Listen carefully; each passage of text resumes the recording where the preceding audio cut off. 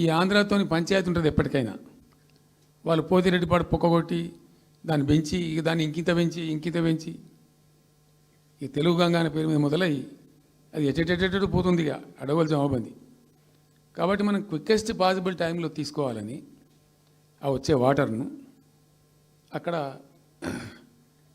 Entire వరల్డ్లో ఇక్కడ లేవండి 145 మెగావాట్స్ కెపాసిటీ పంప్స్ పెట్టినాం అక్కడ. Specially prepared, those pumps were prepared by BHEL of India.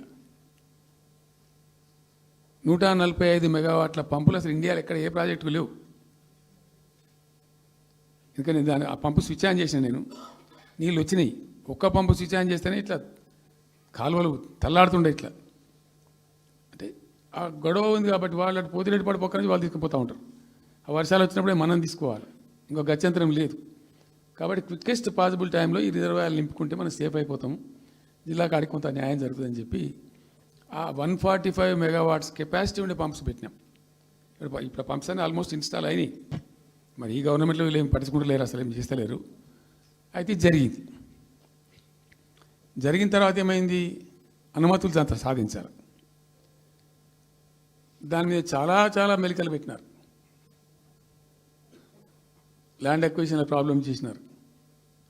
అయినా 27,000 ఎకరాలు మేము అక్వైర్ చేసినాం సక్సెస్ఫుల్గా. అదంతా క్లిష్టమైన సబ్జెక్ట్ ఈ రోజులలో ల్యాండ్ అక్విజిషన్ అంటే.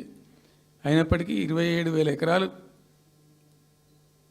అక్వైర్ చేసినాం, 27,000 కోట్లు ఖర్చు పెట్టినాం.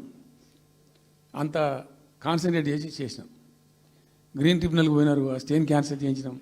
అనేక రకాల అడ్డంకులు కల్పించే ప్రయత్నాలు ఎన్ని చేసినా వాటన్నిటిని అధిగమిస్తూ ఆ ప్రాజెక్టును ముందుకు తీసుకొని పోయినాం.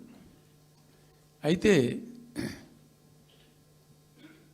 ఈ పంపులన్నీ ఇన్స్టాలేషన్ అయిపోతుంది, బ్రహ్మాండంగా ఉంది.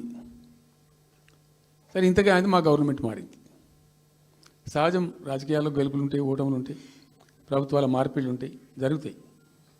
కానీ ఎంత తెలుగు తక్కువ దద్దమ్మ ప్రభుత్వం వచ్చినా, నెక్స్ట్ సక్సెసివ్ గవర్నమెంట్ ఎవరు వచ్చినా రాష్ట్ర ప్రయోజనం కదా ఒక ప్రాజెక్ట్ అంటే.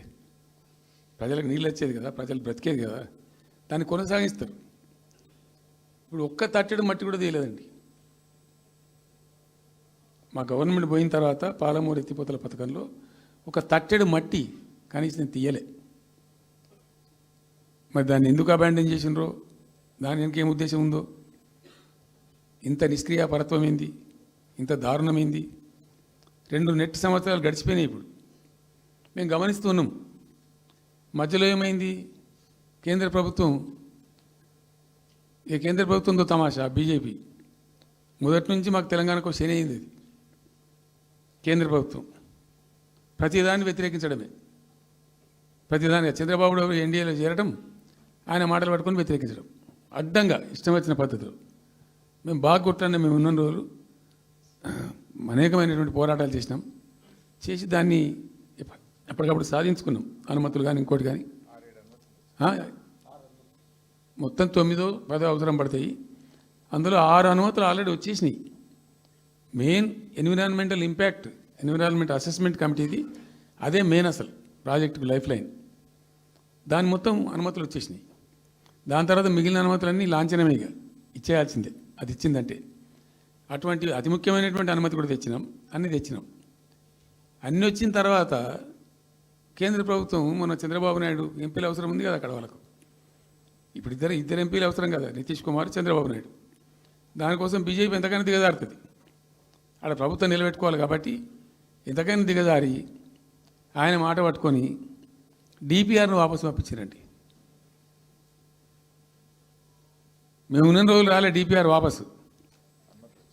అనుమతులు తెచ్చిన ఉల్టా మేము. ఇంకా DPR వాపసు వస్తే భూమి ఆకాశం ఒకటి చేయాలా రాష్ట్ర ప్రభుత్వం.